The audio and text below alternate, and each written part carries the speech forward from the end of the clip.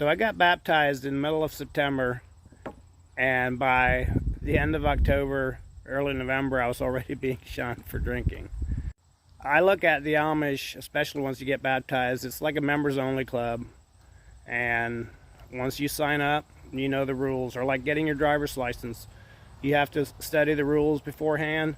It reminded me a lot of joining the Amish church when I had to get my driver's license. You got to study all the rules, memorize them. And guess what? It might not be a sin if you run a stop sign, but there's consequences. Same with shunning. It's no different.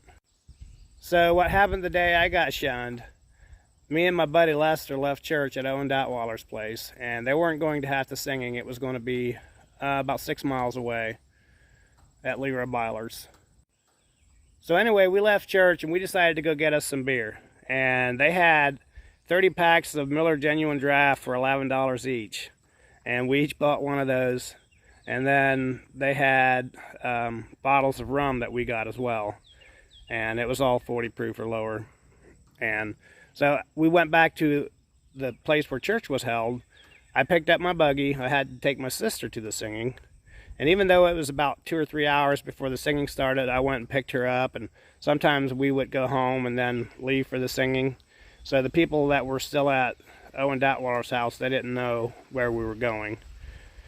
So we headed off to this field, and Lester followed us, and we parked there, and I just left my sister on my buggy and kind of ignored her and gave her a beer and was like, here, try this. And I went over to Lester's buggy, and we were listening to the Cleveland Indians game on the radio. We were huge Indians fans, and we loved to listen to the game every Sunday afternoon usually. I go back over to check on my sister, and I heard this glug, glug, glug, glug, and she had found my bottle of rum, and she was just chugging it. And I was like, oh no, you can't have that. Like, that is not good for you. You know, you can't drink that much at once. And I always watched how much I drank so that I wouldn't get into trouble. So I took the bottle away from her and I hid it when I walked around the back of the buggy, and I opened up my back curtain, and there was a little flap there, and I hid the bottle under that. And then I went back over to Lester's buggy, and pretty soon I heard this glug, glug, glug, and there she is at it again. She had reached under the seat and gotten the bottle. And so I took the bottle away from her, but the cap was nowhere to be found. And while I'm looking for it, I tipped over the bottle, dumped rum inside my buggy. It smelled like alcohol the next day. By this time, things were rapidly spinning out of control, and I told Lester, we better get to the singing soon or we're going to be too drunk to make it. I'm not going to have enough time to put everything in this video, so I'm going to have to do a part 2. Welcome to What Got Me Shunned, part 2. So we decided to leave the field after we couldn't find the cap to the rum bottle, because I knew that spelled trouble, and me and Lester were already getting drunk, and I didn't know how much rum my sister had. So we left for the singing about an hour before the singing was supposed to start. We get to this intersection and Lester takes the wrong turn, and he's behind me, and I looked in my window in the back, and he went straight, and I'm like, he's headed for home. So I turned around and chased after him, and I tried to pass his horse, but most of the Amish horses are retired race horses, so if you try to pass them, they'll speed up on their own. It's just their instinct. And so I'm like telling my horse, come on, let's pass him, you know, trying to urge it on. And then I woke up and I had passed out, and my horse is walking at this point, and his horse and buggy is nowhere to be seen. And we're about a half mile further down the road than from when I last remembered. And his house is like another half mile. So I drive in behind his barn where they usually parked and looked everywhere, could not see his buggy anywhere. So I'm like, he must have taken the next road and headed towards the singing. So I went back out of his driveway. His parents were probably wondering who I was, and went back out of the driveway and took the next road and headed over to the singing at Leroy Byler's. And on the way there, I finished the last of that bottle. And I don't remember too awful much of the drive. I just remember that when we got there, that the driveway went straight, and then the house was to the right and the barn was to the left. So I drive up to the corner of the house, drop off my sister, and then I drive straight for the barn. And I didn't realize I was in the yard.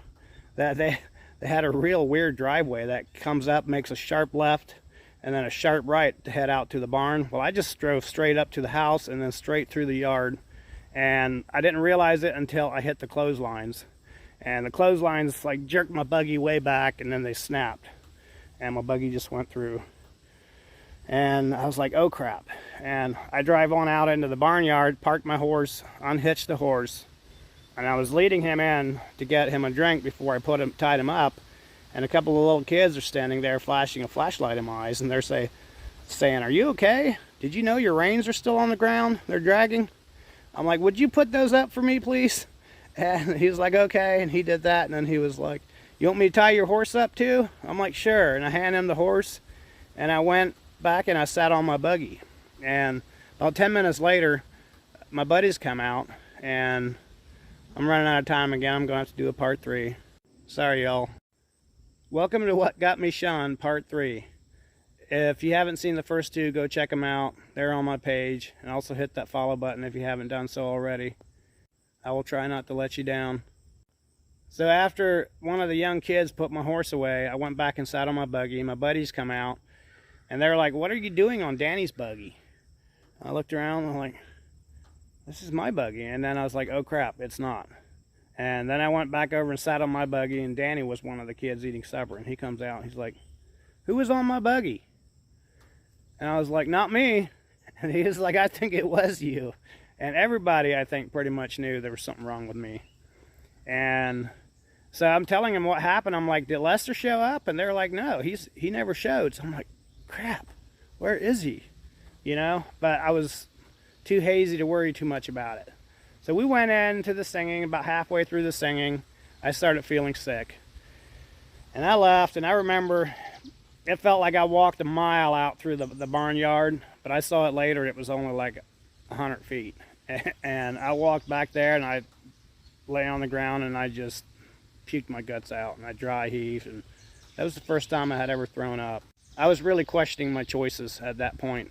Went back into the singing, and the clock was behind me. I kept looking back to see what time it was, but there was 4 clocks floating around in this little circle. I couldn't really focus on them. So finally the singing ended, and we went home. But I didn't find out until Tuesday that Lester had gone home, and he had passed out, put his horse away, doesn't have any recollection of it, and walked into the house while his parents were still awake. And they were in the kitchen with the bright light, and they were like, what's going on? And he was like, that's the first thing he remembers after leaving that field. And he said he felt sick, so he went up to bed, you know, and passed out. His dad went out and checked his buggy and found all the alcohol and all the stuff on his buggy. And there was plenty of witnesses that had seen us leaving that afternoon. And Lester wasn't a member of church, but I was. So Lester wasn't baptized, but I was. So his dad went and told Alvin Raber, my deacon, about the story. And Lester's brother came and told me that the truth is out. And so I went and talked to Alvin Raber as well. I knew he knew, but I figured I'd save him a trip.